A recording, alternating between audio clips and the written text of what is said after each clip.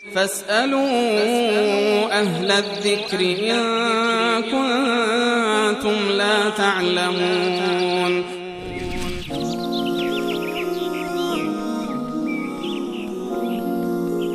از مهابات بیننده عزیزمون سوال کرده بودن کسی که مستقیما از قبر کمک بخواد مشرک است یا نه؟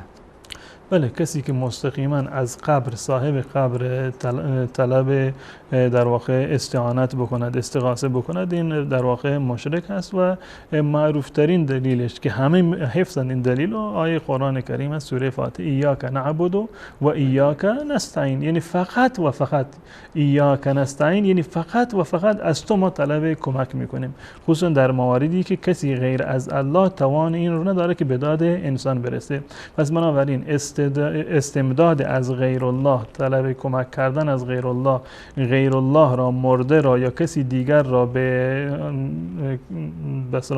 دعا خوندن یا طلب حاجت کردن، از اون در واقع یک نوع شرکی است.